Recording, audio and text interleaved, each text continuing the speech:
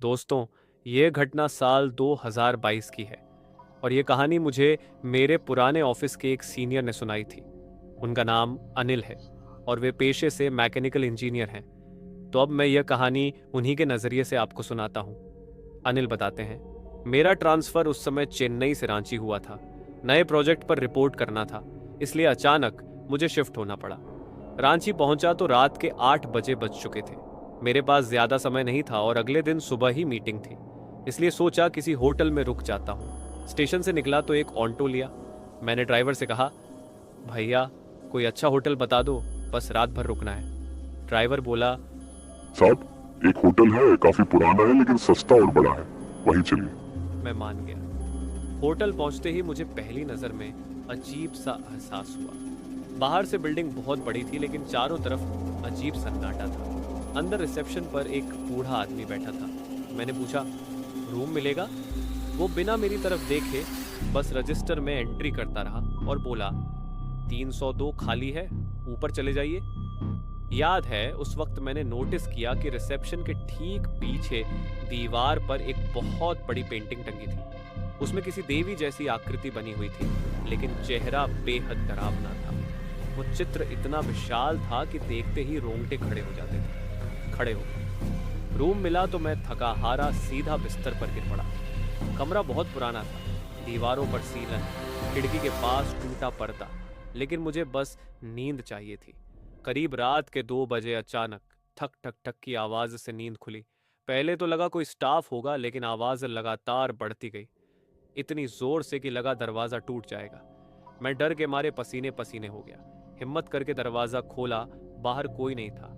Corridor खाली पड़ा था, बस ठंडी हवा का झोंका आया।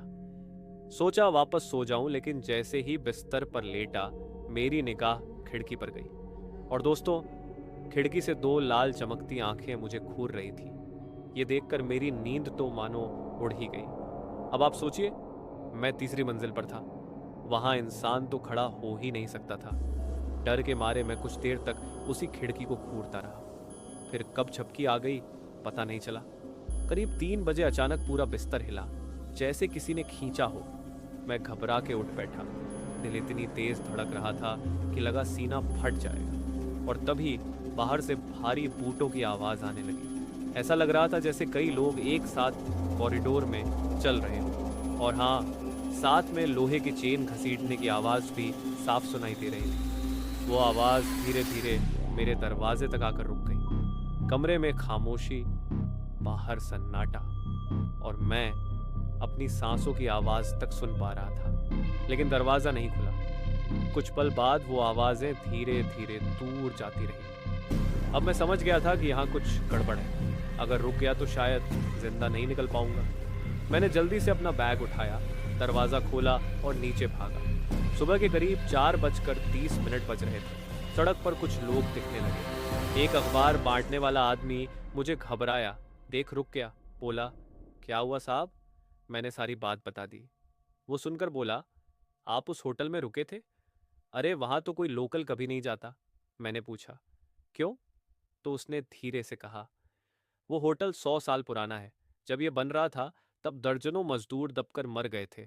कहते हैं उनकी आत्माएं आज भी वहीं भटकती हैं। रात में कॉरिडोर में उनके कदमों और चेन घसीटने की आवाजें आती हैं।